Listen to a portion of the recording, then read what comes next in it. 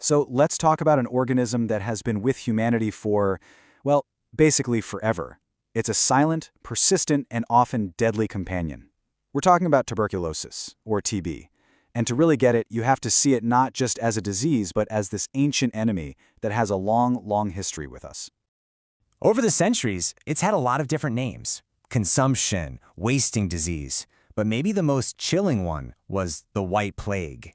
That name just perfectly captured the slow, draining effect it had on people. Pretty scary, right?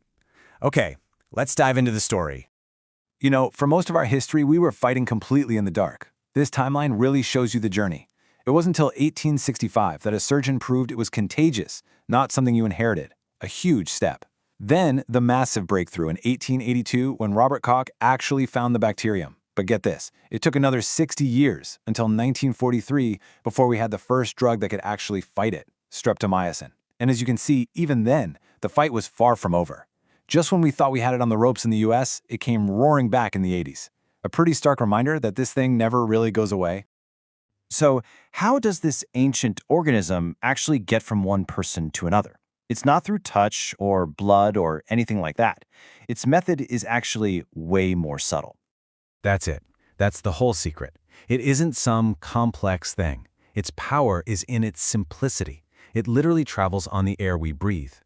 Every time an infected person coughs, or even just talks, they can release it. This one fact is the key to understanding why it's been so persistent and so dangerous for so long. So let's break that down. When someone with active TB disease coughs or even just speaks, they're sending out these microscopic particles called droplet nuclei. Now, these things are so tiny and light, they can just hang out in the air for hours. Then, someone else walks into that room, breathes that air, and those bacteria travel deep down into their lungs, right into the little air sacs. And just like that, the invasion has begun. But here's where it gets really interesting. Just because the bacteria are in your lungs doesn't mean you're sick. For most people, this is just the start of a long, long standoff. This is the moment the bacteria meet your immune system and a critical decision gets made. Which leads to this kind of mind-bending question. How can you have this dangerous bacteria inside your body, but you're not sick, and critically, you can't spread it to anyone else? It feels like it shouldn't be possible, right? Well, the answer is pretty incredible, and it's all thanks to your own body's amazing defenses. In most healthy people, the immune system rises to the challenge. It can't totally wipe out the bacteria, so it does the next best thing. It builds a fortress.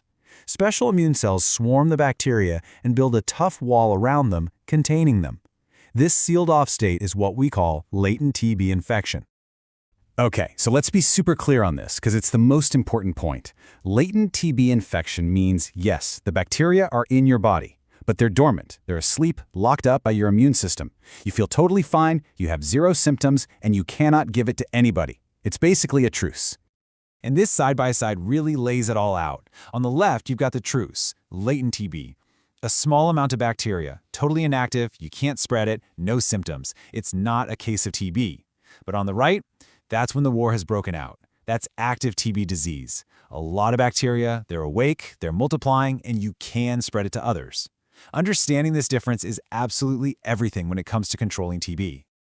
So, what happens when that truce gets broken? What could be powerful enough to make those fortress walls that your immune system built just crumble, letting those sleeping bacteria wake up and attack? For a person with a totally healthy immune system who has latent TB, this is the number to remember.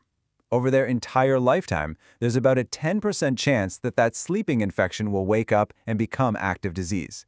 It could be a year later, or it could be decades.